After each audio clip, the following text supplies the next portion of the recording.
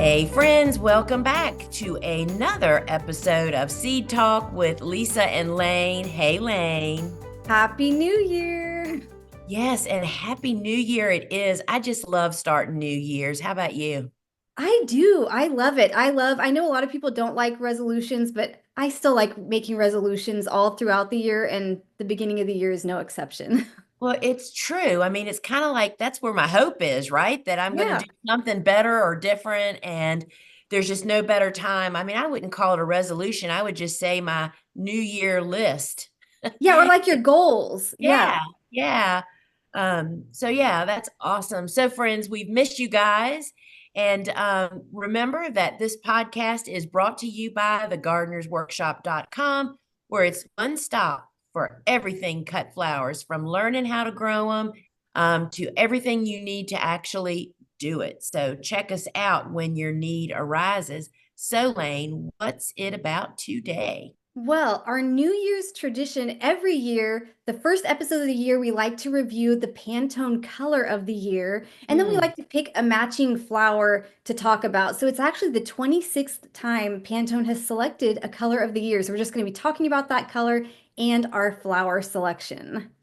Awesome. Can't wait. All right, so just as a reminder, the Pantone Color of the Year is supposed to be highlighting the relationship between color and culture. And as Pantone puts it, they're trying to select a color that captures the global zeitgeist at the moment. And it's supposed to reflect the global attitude, the global mood, and a collective desire that the world has at that moment in the form of a single distinct hue. And that's quoting Pantone, by the way, and I will be quoting them throughout this section while we discuss the colors. It All right, sounds so dreamy. yeah, yeah, exactly. Okay, so let's review some of the recent Pantone colors of the year. So in 2022, it was Very Peri, which was described as a periwinkle blue hue that displayed a sprightly, joyous attitude and dynamic presence that encourages courageous creativity and imaginative expression. So then moving on to, did you have a reaction to that, Lisa? Well, I'm just trying to remember, and we thought that Blue Horizon Azuratum was perfect for that color. Oh, yes, yes, Remember that was, exactly. yeah, that was a Yes. great year for the Azuratum. Exactly. All right. And then 2023 was Viva Magenta, which was a bold magenta color that was described as brave and fearless, a shade rooted in nature, descending from the red family and expressive of a new signal of strength. And that was, we picked Uproar Rose, Yes, zinnia my for that. favorite zinnia. Yeah. And then most recently in 2024, the color was Peach Fuzz, which was a light, fruity tone that conjures peace and serenity. And you can actually go back and listen to our past episodes from 2023 and 2024 if you're interested, and I'll link those in the show notes below. And for Peach Fuzz, we selected Jura Salmon Coxcomb, Lisa, remember? I mean, these numbers or the colors are sounding pretty scrumptious to me. They are. Peach, yeah, yeah, and raspberry kind of color, magenta. Awesome. The new color really sounds delicious. It sounds edible, doesn't it? Yes. Okay. So moving on to the 2025 Pantone Color of the Year, Pantone said they wanted to capture a global mood of connection, comfort, and harmony. And they took a look and selected a color that reaches into our desire for comfort and wellness, the indulgence of simple pleasures that we can gift and share with others. And so, with that in mind, the color of the year is called Mocha Mousse. And it's a soft, mellow brown infused with a sensorial and comforting warmth. They describe it as a warming, rich brown hue that nurtures with its suggestion of the delectable quality of cacao, chocolate, and coffee, appealing to our desire for comfort. It's total rabbit hole. Do you know that one of the things that initially attracted me to Steve Ziegler, he Oh, drove a Ford pickup truck that was, guess what color? Mocha. oh, It was really? chocolate brown, yes, and it was just so unique and different, and it was just one more piece of the pie. It's like, so Oh, yeah, it was kind of because this has been my color my whole life. I mean, every home I've owned, much of the clothing I wear is based on this color kind. And my house inside my house is like so totally brown tan, right? yeah. And so, yeah, I think that was another piece of Steve Ziegler that attracted me instantly. I love neutral colors too, Lisa. And for this color, they also said that Mocha Mousse expresses a level of thoughtful indulgence, sophisticated and lush, yet at the same time, an unpretentious classic. It extends our perceptions of browns from being humble and grounded to embrace aspirational and luxe. And they hope that it empowers you to create moments of luxury that might be intimate in scale, but can extend a sense of indulgence throughout the day. Do you feel the sense of luxury and indulgence with this Mocha Mousse color? And it's so true because let's say mousse. I mean, not many of us have mousse like we have ice cream, right? I mean, Yes. it's like ice cream, you can just walk to the freezer and get it any old time. But typically, when you're thinking about having mousse, you're usually at a kind of upscale restaurant or a Yeah. special occasion at home, right? It's So so true. indulgence really works there. And mocha, we would just call that a good old chocolate, right? So yeah, this Yes. kind of up levels. And so I totally agree with their description. Totally I agree. do too. And I think the inclusion of the word mousse, like you're saying, it just gives that vibe of luxury. I feel the silkiness coming off of it. Yeah. So Yeah. yeah, I think that name was perfect for this color. So Lisa, I'm curious now that we're going to shift to talking about flowers.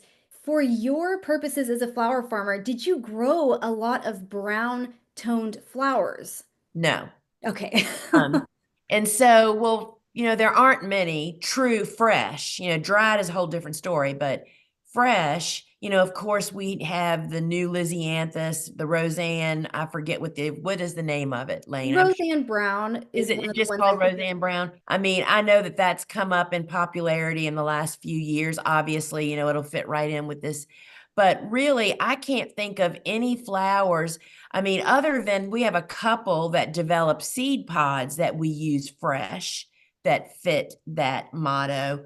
But no, brown was not heavy on my grow list just because of the lack thereof. And it wasn't, and I don't want to say that I followed the trends, but the trends for us, for me as a flower farmer, it's several years after something like this happens is when people finally catch on. It's like, how long did it take lime green to catch on with flower farmers? Years after lime green zinnias came around. So no, I didn't grow very many brown flowers, I would say. I think you're right that there's been a lot more interest in development of these type of tones in flowers more recently than before. And you sold a lot of your sales originally were at farmers markets. And there, did you find that the brighter colors were really what attracted people to your booth and encouraged them to buy? And I know that's very specific to your particular market and sales outlet, but I know that's something you've mentioned to me before in terms of something that influenced your color choices for your flowers. Yes, that is so true. It's the hot, I don't want to call them jewel colors because we also have gold and yellow, tons of sunflowers and hot pinks and purples. And yes, people for everyday life in purchasing, in my experience, has been the complete opposite of the event wedding focus, where perhaps brides, this coming year and the next year will really focus on this color. A farmer's market customer might pick one stem to tuck amongst their hot colors, but farmers markets were not a great place to highlight these types of colors. And I also remember Ellen Frost, who is the florist that we've had on numerous times on the podcast, but she has mentioned to me before that sometimes when she sends home bouquets to people, when she sells them from her business, and they might include Roseanne Brown, Lysianthus, or some other brown flower, she's gotten people reacting saying, "You put a dead flower in Yeah. my bouquet." So that can be something you might have to deal with. It's true until people are educated on it. I mean, it's that whole, remember when we've talked about zinnias in the past, the cactus zinnia, which is a frilly, ruffled, skinnier, petaled flower typically. People either see that as a really cool zinnia or as an old, shriveling zinnia, because they don't even know that that's a variety. So education can resolve that. But I definitely think that would be an issue. But we do love these brown colors, and I'm so happy they're gaining in popularity. I just think they're so sophisticated and earthy and elegant. Yeah. And like you mentioned, Lisa, I think for event work, weddings, they are obviously going to be popular. And I feel like of all the colors we just reviewed of the recent years, this Mocha Mousse seems like the easiest to incorporate into a home decor setting, Yes. more than some of the past colors if you're not into those really bright, blue or Right. magenta for inside your house. It Exactly. seems like a very easy one to incorporate into clothing and yeah, home decor Yeah, for accessories. sure. I agree. It's just smooth. It's just harmonious, I think they called it. It's definitely more harmonious than any of the past most recent colors. Yes, I agree with you. And they did also comment, Pantone said that this color can stand alone or serve as a versatile foundation, enhancing a wide range of palettes and applications from minimalist to richly detailed designs across all color-focused industries. So it really works well with a lot of different color palettes. That is so true. I'm just sitting here thinking, in my home, it's never been a secret that one of my favorite colors is orange, rust, just that kind of, and green. Those would just mend beautifully with this color. I mean, Oh, yeah. it'll just any color you want to just highlight. So yeah, I agree with that also. I love it. Yeah, and I think some of those terracotta sort of colored Mhm. flowers or coppery rose colors would just mesh so beautifully with this. All right, so should we move on to our flower pick for this year, Lisa? Yeah, yeah. And is it a flower? We'll have to see. That's All right. right. So our pick for this Mocha Mousse color is Scabiosa stellata Ping Pong. This is also known as starflower, and this is a plant that is not typically grown for the pale blue flowers, which are pretty, but it's grown for this very unique geometric round seed head that develops after those flowers fade. Lisa, can you describe Ping Pong Scabiosa to anyone that's not familiar? It is the most pleasant surprise of a seed pod of any plant that I've ever grown. And so, as you mentioned, it's not grown for those pale blue flowers, which, if you're not watching this over on YouTube and you're listening onto a podcast app, I encourage you to jump over there and have a look because there's a beautiful image up right now of the seed pod. But those flowers, which are Bobo's favorite, by the way, of all of the scabiosas, because she loves those muted, she's an event kind of person, right? Yes. She loves that muted color. So the flowers can be valuable. However, it is these seed pods that are just steal the show. And, even before I met them, or actually what kind of made me try to figure out what the plant was, I was seeing these fake flowers in home stores of this. And it's like, what the heck plant is that? And that was years ago, of course. And then I discovered that, oh my goodness, it's just a different variety of scabiosas. And it's so easy to grow. It's an excellent brancher. And, it is such a unique seed pod. I mean, you can definitely, I mean, they're selling fake pots of this at the home stores. You can definitely sell straight bunches of it, grow enough to have it fresh as a seed pod, not only for your commercial customers for your bouquets, but as straight bunches, but also to dry, because we'll look at that in a moment. I mean, it's just a really easy to grow crop that can be a major contribution to your production and cash crop. And now this blends beautifully with the color of the year. So I think it's Yeah. just a home run. And the little seed heads are about 1.5 to 2 inches across, and they definitely have these tan, bronzy sort of tones to them, even like Lisa said, when they're fresh. And then you can use them dried. And of course, they have a great vase life. Lisa, did you mostly tend to use them fresh in your business? Yes. I mean, that was always our first pass, right? Is to sell everything fresh. And this is one that we never dried because there was never any leftovers. They were always fully, people just bought them up, and it is a great brancher. So it's a great one to pinch, and it's just very prolific, which, when you have, I mean, it's endless. It's like if you if a customer buys it as a straight bunch this week, that does not mean that next week at the market, they're not going to tuck a stem into their mixed bouquet that they're making, or do they even want it in their mixed bouquet? Yes, they do. It's all, they're just so cool. They are. They're really unique looking. There's nothing else that really looks like it. Do you want to share a tip of when to harvest these, Lisa, for everyone? Yes, so it's the seed pod develops after the fresh flower. And again, if you've pinched and you have multiple branches, you want to look at how many balls are on the branch. You want to like let them continue to develop, because I haven't tested this, but I feel pretty sure the seed pods does not develop from a fresh flower after it's cut, right?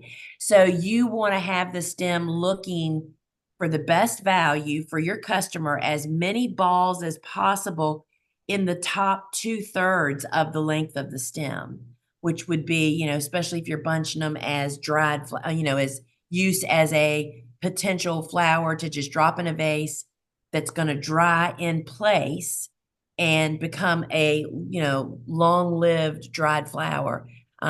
So you want them to be fully developed and to look like you want it to look when it's done.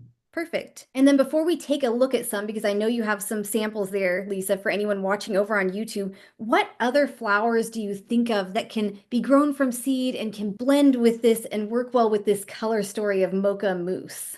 Well, I think that some of the queen zinnias have Yeah. kind of that muted kind of, again, I'm not a color person by any stretch of the imagination, but I do know that you can have a color and pair it with another color, and based on what that other color is, it brings out those hues in that color.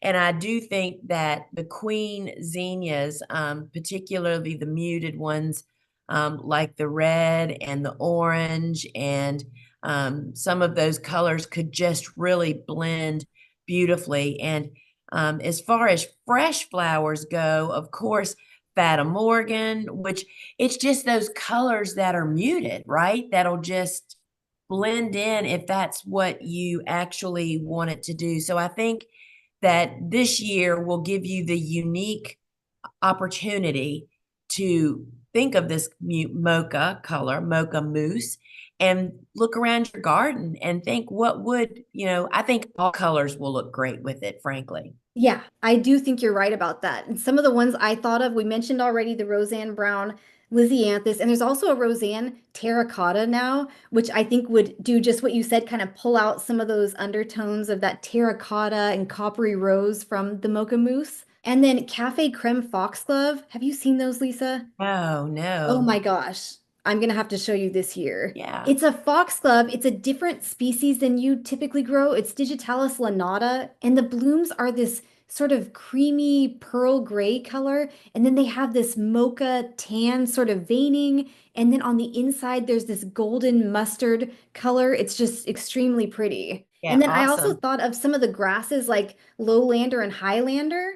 Yeah. Yeah. Yeah. For sure. Didn't Yeah, even those think of them. Yeah. Sea oats is another one with those little Yeah. shimmering tan sort of heads. And Yes. then you could even pair things like Daucus. Oh, You know, yeah, there's for some sure. chocolatey mauve sort of tones in there. Selway terracotta, again with those terracotta type of tones. And Right. some of the amaranths like hot biscuits, I think could work well with it. And then, like you mentioned, Lisa, so many dried flowers. And did you want to show some of the ones that you have? Yeah. So when Layne and I started talking about, did I have any ping pong to show? And when I walked over, I have a sea of dry flowers, right? They're all sleeved and being held upright. There are so many over there, but I just picked up four to bring over. This is ping pong. And Ah, I mean, they're really, really useful. And they're really pretty hardy too. You know what I mean? They're kind of tough. Like yes. some dried flowers can be rather fragile, right? Especially if you're thinking about sleeving them and selling them at a market or taking them somewhere. So that is ping pong. And then two that just really caught my eye when I was over there. Look at this. Bunny Oh, tails, our little favorite. This is always a top selling seed because It's just soft. Even when it's dried, y'all, it is just so soft and beautiful. That Yeah, would and be Lisa, for anyone not watching, Lisa was rubbing the bunny tails on her face. you can hardly help it.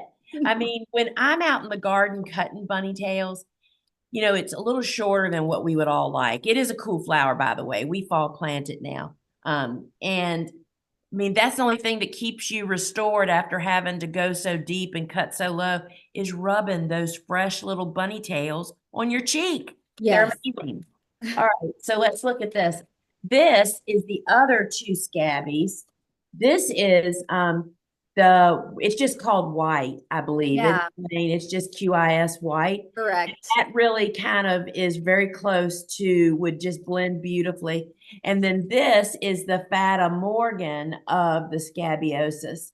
But there is a whole sea over there of just the dried flowers for next fall and winter has a lot of potential for this color. I mean, there Yeah. are so many to select from.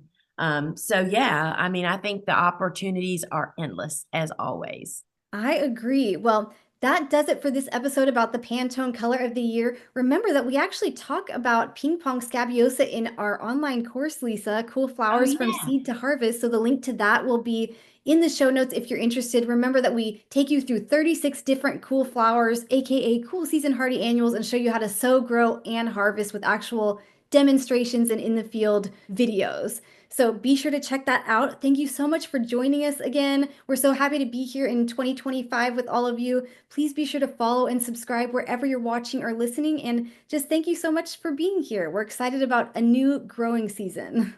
Yes, Layne. And so, friends, we know that this is coming out right after the first of the year, which means the next planting window for cool flowers is just around the corner, and everybody gets to plant in what we call very early spring, which is 6 to 8 weeks before your last spring frost. And friends, I want to tell you that go over and check out the cool flower link that Layne's going to put in and read the reviews. We are hearing from growers that have had the book for years that it's just bringing all the pieces together. Remember, spring is the highest demand season of the year for cut flowers. And for you to have the most from the garden, we're not talking about hoop houses. Everything in this course is how I grow them outdoors in a garden, and you can too. It's just a matter of timing, and that's what we help you figure out. All right, friends, till we meet again. Ciao. Bye.